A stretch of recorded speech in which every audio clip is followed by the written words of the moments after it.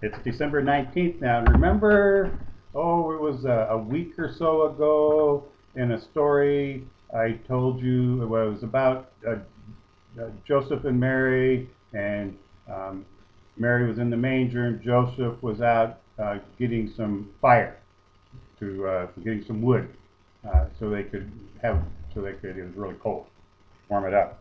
So this is the story that I referred to then, that we were going to sort of be revisiting Joseph out on a wood hunt. So the name of this story is The Holy Story. The Holy Night. It was Christmas Day, and all the folks had driven to church except for grandmother and I.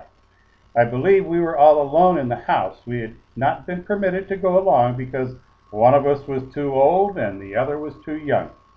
And we were sad, both of us, because we had not been taken to early Mass to hear the singing and to see the Christmas candles.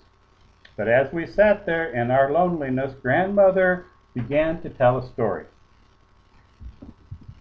There was a man, said she, who went out in the dark night to borrow live coals to kindle a fire.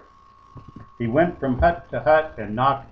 "Dear friends, help me," he said. "My wife has just given birth to a child, and I must make a fire to warm her and the little one."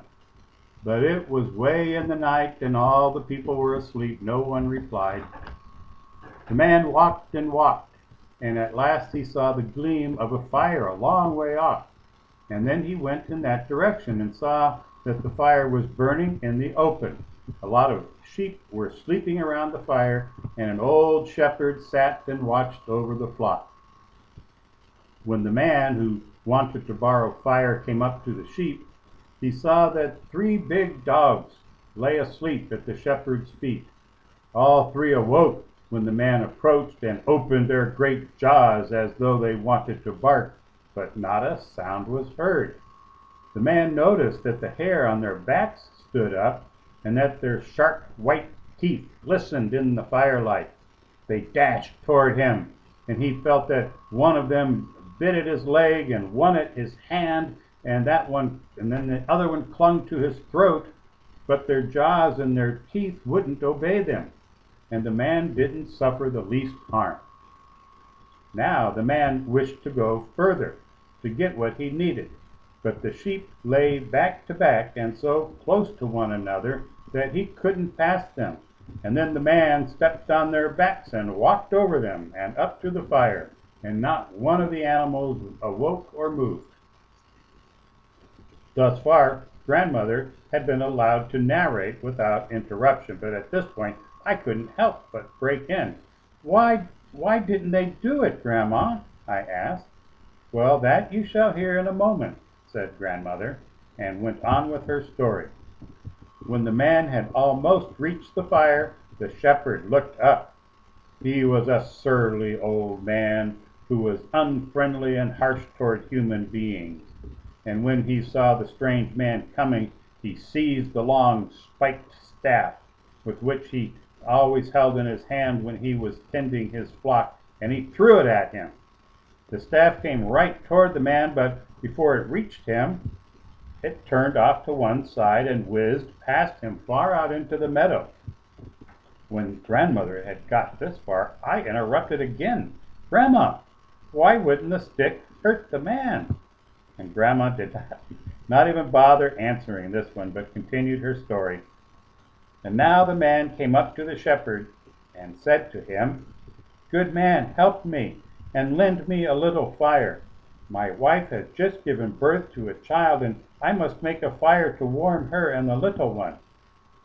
The shepherd would rather have said no, but when he pondered that the dogs couldn't hurt the man, and the sheep had not run from him, and that the staff had not wished to strike him, he was a little bit afraid, and dared not deny the man what he asked for.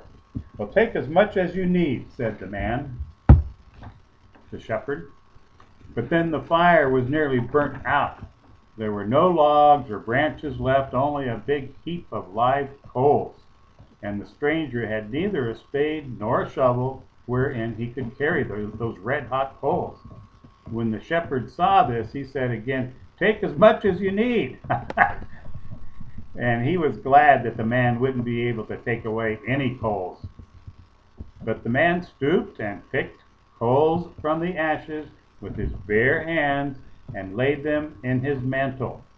And he didn't burn his hands when he touched them, nor did the coals scorch his mantle, but he carried them away as fast, just as if they had been nuts or apples. But here the storyteller, Grandma, was interrupted for the third time. "Grandma, why wouldn't the coals burn the man?" "That you shall hear," the grandmother said, and she went on. And when the shepherd, who was such a cruel and hard-hearted man, saw all this, he began to wonder to himself, "What kind of a night is this, when the dogs do not bite, the sheep are not scared, the staff does not kill, or the fire scorch?" And he called the stranger back and said to him, "What kind of a night is this, and how does it happen that all these things show you compassion?" And then said the man, "I cannot tell you if you yourself do not see it." And he wished to go on his way, that he might soon make a fire and warm his wife and child. But the shepherd did not wish to lose sight of the man before he had found out what all this might portend. He got up and followed the man till they came to the place where he lived. And then the shepherd saw that the man didn't have so much as a hut to dwell in, but that his wife and babe were lying in a mountain cave, where there was nothing except the cold and the naked stone walls. But the shepherd thought that perhaps that poor innocent child might freeze to death there in the cave. And although he was a hard man, he was touched, and thought that he would help it. And he loosened his knapsack from his shoulder, took from it a soft white sheepskin, gave it to the strange man, and said that he should let the child sleep on it. And just as soon as he showed that he too could be merciful, his eyes were opened, and he saw what he had not been able to see before, and he heard what he had not heard before. He saw that all around him stood a ring of little silver-winged angels, and each held a stringed instrument, and all sang in loud tones that tonight the Savior was born, who should redeem the world from its sins. And then he understood how all things were so happy this night that they didn't want to do anything wrong. And it was not only around the shepherd that there were angels, but he saw them everywhere. They sat inside the cave, they sat outside on the mountain, they flew under the heavens, they came marching in great companies, and as they passed, they paused and cast a glance at the child. There were such jubilation and such gladness and songs and play, and all this he saw in the dark night, whereas before he could not have made out anything. He was so happy because his eyes had been opened that he fell upon his knees and thanked God.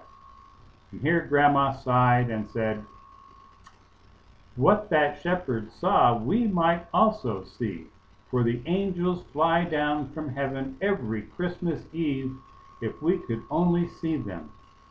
And then Grandmother laid her hand on my head and said, "You must remember this, for it is true as that I see you and you see me. It is not revealed by the light of lamps or candles, and it does not depend upon the sun and the moon, but that which is needful is that we have such eyes as can see God's glory."